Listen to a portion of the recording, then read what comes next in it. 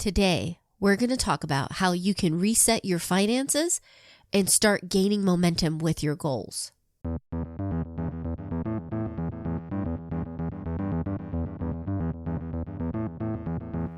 Welcome to the Couple Money Podcast, where we talk about how spouses can get on the same page, pay down their debt faster, and get on the path to financial freedom. I'm your host, Elle Martinez. Today's episode is brought to you by the free course 5 Days to 5K. Many couples I talk to know what they should be doing, right? Pay down that debt, save money for emergencies or whatever goal they have. The tricky part though is, where do you find the money for those goals? 5 Days to 5K is a free email-based course that helps you find, save, and earn extra money on the side so you can reach your goals faster. If you're interested, you can sign up at couplemoney.com/5K. For some reason, I feel like April is a great time to review our financial progress. Maybe it's because it's the deadline for taxes, or it's financial literacy month. I don't know. But during April, I'll poke around all our accounts, including investments, to make sure we're moving in the right direction. I'll also go over our goals for the year and see if we need to adjust anything.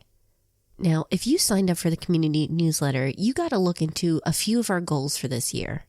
We're looking at making a dent on our mortgage with some extra payments. We want to have enough in the general savings account to cover replacing a car if needed. And for me, I'm working on getting back into shape to tackle a 5K obstacle course. Now, if you haven't already, go ahead and take a little extra time checking your own goals and numbers. Things could be going smoothly, which is awesome. But if it's not, maybe you're behind on a goal, or the two of you can't seem to make any headway on one of them, this episode is for you. We're going to look at how you can reset things, do some financial spring cleaning, and build up some momentum. In this episode, we're going to get into why finances are a lot like fitness, the best resources to get on the same page as a couple, and also how to start paying off your debt faster, saving more, and creating your own path to financial freedom. Let's get started.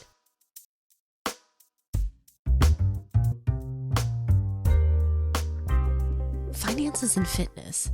On the surface, those two don't seem to go together. But when we started our journey with getting out of debt and then really began saving, I saw the connection. And I'm not the only one. Many in the personal finance space, through their own journey, noticed that there were definitely patterns to both. Ramit Sethi, personal finance author of the New York Times bestseller, I Will Teach You to Be Rich, noticed many parallels himself. For example, say you were telling your friends that you're trying to get back into shape. What usually happens? You get a ton of advice from people about what to eat or what not to eat, when to eat, exercise tricks and hacks that they've read. And some of them are reasonable and some of them just seem a bit crazy. And then also, let's be honest, with fitness, if you really look at it, most of us know the essentials of what we need to do. We need to eat better and we need to exercise more. Even if you don't have an exact plan or you're not following a specific diet, you can have results if you follow just those two main principles of advice. And then look at finances. A lot of it is the same. When you're telling people that you're trying to get out of debt, or maybe you're trying to save more, they have plenty of advice. Some of it can be reasonable. Some of it can seem like a get-rich-quick scheme. But what do we know? The fundamentals are the same. You want to spend less than you earn. And in some cases, that means cutting back and being smarter with your expenses. Other cases, it means that you have to grow your income. And then for most people, it's a little bit of both. But getting back into that example of getting into shape, getting back into fitness, what do you have to do? It's really about changing your habits. For me, I started exercising first thing in the morning because I knew if I waited later, I just wouldn't do it. I switched up my breakfast. I now consistently have breakfast, and I decided the easiest thing for me to do is a protein shake. It's something quick and simple I can do in 5 minutes. And then I began changing my diet overall, cutting out the processed foods and starting to eat healthier. But I didn't do it all at once. I started changing these habits one at a time. And it's working. I'm dropping the pounds, but I'm also fitting into my old clothes. I feel stronger and I have more energy at the end of the day. And it's the same with your finances. You too probably have several goals you want to tackle. But what's your priority? Which one would you like to knock out first? If you're not sure which one you two need to tackle, try this. Go ahead and pull your numbers. If you've been doing money dates, you know the system. Use one of those money apps. Maybe it's Tiller, Mint, Zeta, Personal Capital, and see what you have. Which part of those numbers make you feel most uncomfortable? Do you feel like you don't have enough saved for emergencies? Are your debts stressing you out? Maybe you're looking at your investments and you feel like you're way behind for where you guys are at. Look at the numbers and talk it over and see if the two of you can choose one goal to tackle. Because when you have one goal, it's easier to stay on task. It's easier to follow your plan because your attention isn't trying to do a million things at once. It's just trying to do one.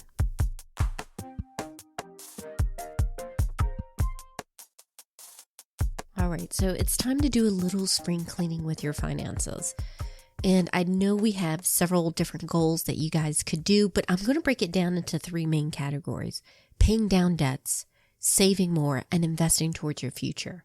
Now, the good news here is you've already done 2 important steps. You've picked, or at least you're close to choosing, the priority that you're going to focus on, what goal is most important to you. And then you have your numbers in front of you.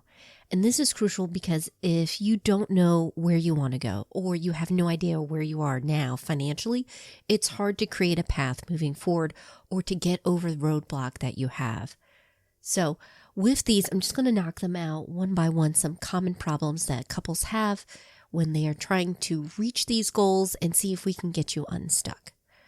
Let's look at paying off debt. Now, 2 main hangups that many couples have when it comes to knocking out their debt is 1, they can't seem to agree on which debt payoff method will be best for them. And then 2, just staying motivated when you have a large amount of debt in front of you.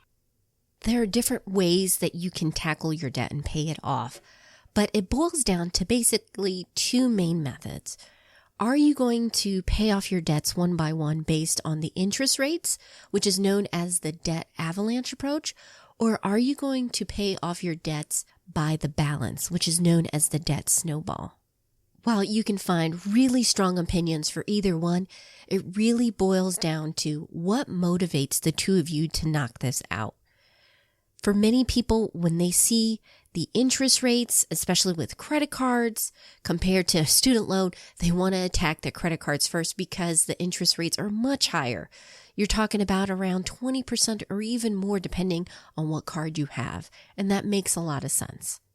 Now, for other couples, another way that makes sense to them is having this momentum, this idea of we've knocked down this small bill. It could be someone that you owe $100. It could be a small credit card balance, and then working your way up is what keeps them motivated. And you really have to determine what works for the 2 of you. Some questions you might want to talk about is the time frame. Depending on the balance that you have, there could be a drastic difference between paying it off by interest rate or paying it off by the balance. I do have in the show notes a link to a debt payoff spreadsheet that will allow you to quickly and easily compare the 2 methods to see what works for you. Because if you do have a very large balance, there could be a significant enough difference where maybe you switch off methods. But for most couples that listen to the podcast, it's not that big of a deal. What's more important is that you find a method that you two are able to stay motivated on. And I will add, many times, if this is just a numbers game, we wouldn't be in debt. It's a behavior thing. It's a mental mindset that we have that got us into debt, where we're thinking, well, if we can afford the payments, this is fine. We're well within our budget. The second hurdle that couples have when it comes to paying off debt is, again, staying motivated, especially when you have a huge amount of debt. Sometimes you'll see these stories online or in the news about people that paid off huge amounts. I'm talking about like $60,000, $70,000, or even $100,000 in 2 to 3 years. And while I think it's fantastic that they're able to make that much progress, I also know that sometimes these stories and only hearing and seeing these stories can almost be a demotivator for you. You might have a very large amount, maybe student loans or a second mortgage that you're trying to knock out, and it will be years before you're able to dig out of this. So staying motivated is absolutely crucial, but how do you do this? Well, there's 3 tips that I recommend for couples. The first one is set mini goals. So you do have the total balance in front of you. You know how much debt you're in, but break it down by type of debt. Do you have credit card debt? Then set a goal for knocking out your credit card debt. That is a huge win. And then if you have medical bills or car payments, break those things down. Make sure that you're aware of the progress you're making. And if you have a large debt, say student loans, you might even want to break that down into segments. Could be $5,000 segments. Make sure that you put it into more manageable, smaller chunks so it doesn't seem overwhelming. The second key step is tracking your progress with paying off your debt. It's great to have something visual that you can look at where you see that the balances are going down. Now, if you read my book, Jumpstart Your Marriage and Your Money, I have a whole section on this, on how to do money dates, how to review the numbers. And I recommend different tools and apps that are out there, which you can get for free over at Couple Money on the free toolkit page. And while you might be looking at the numbers, you or your partner might also need something more visual. I'm talking about charts, or even, I know some people, what they do is they have a picture of what they're trying to pay off as a reminder. Whatever works for you, use it so you can keep focused on becoming debt-free. And this last one I see with couples where one is very focused on paying off debt and the other does want to get out of debt, but they are not exactly on board, or maybe they're dragging their feet. So my key tip here is limit deprivation. Yes, it's important to optimize your budget so you have more money available for paying off the debts. But that does not mean that you can't have some fun. Yes, you can still go on vacation, have some entertainment. Yes, even regular lattes. But instead of, for example, taking a vacation and relying on your credit cards, you're going to save up for them ahead of time. So these are debt-free vacations. You also are going to look for ways to go out. You're going to become an expert of your city. You're going to see where all the free and low-cost festivals are at, if there are any college bands in town, or if you're going to go to a big event, if there are any discounts. And yes, you can get that latte, but instead of paying for it on a daily basis, you're going to make it a weekly treat. Now, because you've reduced and not eliminated these areas in your budget, it's something that you can live with long term rather than cutting out everything that's fun and then quitting because you guys just are too deprived. Now, with saving more, what I notice as the biggest hurdle with couples is figuring out how aggressive, or I guess you can say conservative, they are with their emergency funds and savings. Generally, when I get emails or you guys message me, it's one of you needs to have a large amount of savings to feel comfortable, while the other is perfectly fine with a very small buffer. And this is something that my husband and I personally deal with. For him, having 6 months or more of expenses stashed away in savings makes him feel more comfortable, while I'm a little bit more flexible. And this is a case where I really think you need to sit down and talk about why it's important for either to have a large emergency fund or why you prefer to have a smaller buffer.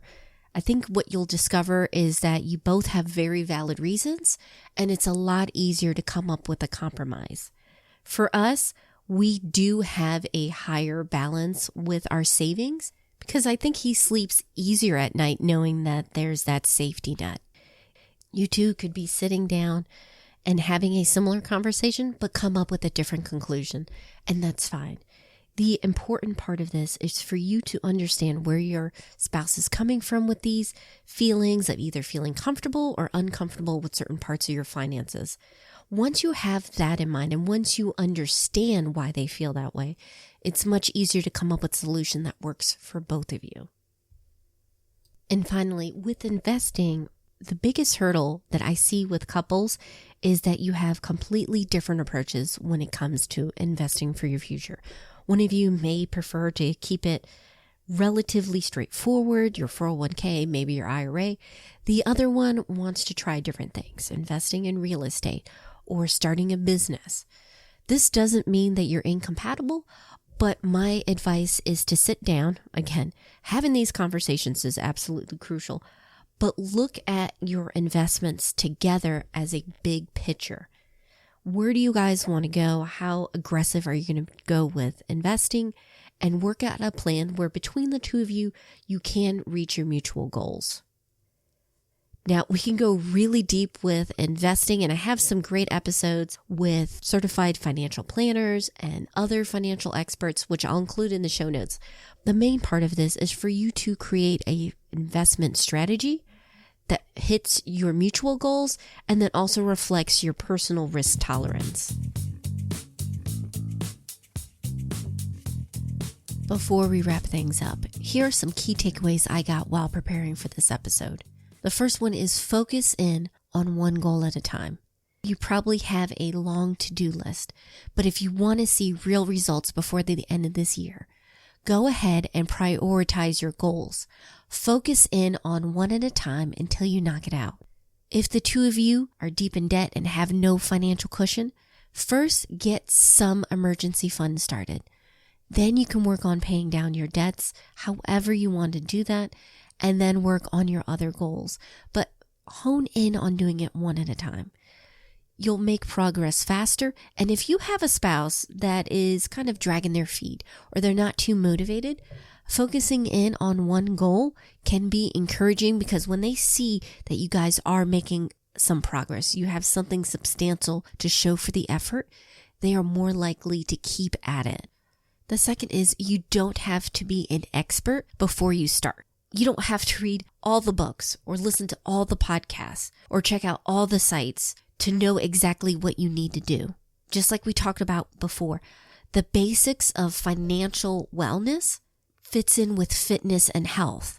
We know the essentials that we need to do, but if you're looking for some motivation, if you're looking for some ideas on what's going to work for you, then choose 3, maybe 4 different resources, whether it's books, podcasts, sites.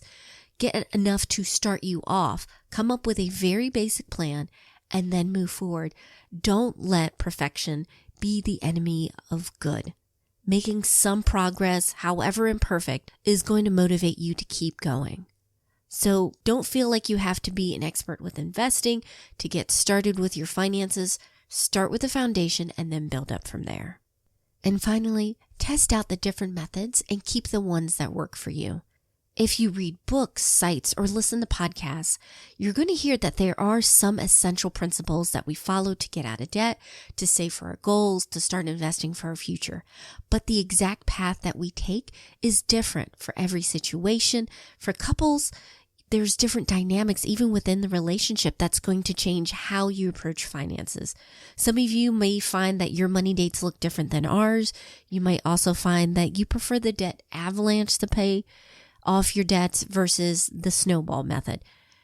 The methods themselves aren't important. The fact is that you found a system that works for you, that gets you closer to your goal. So when you're listening to these shows or you're reading the books and websites, take notes, try different things out. You never know what's going to work. But when you find something that works, stick with it, be consistent. It will help you guys to reach your goals faster. And if you'd like to chat more, maybe swap ideas on what's working for you or ask other couples about certain apps that they're using, please join us in our private and free Facebook group over at Thriving Families. We love to share stories and tips about what we're doing as a family and encourage others to make their goals. So if you want to join us, please go over to couplemoney.com/FB. We hope to see you there.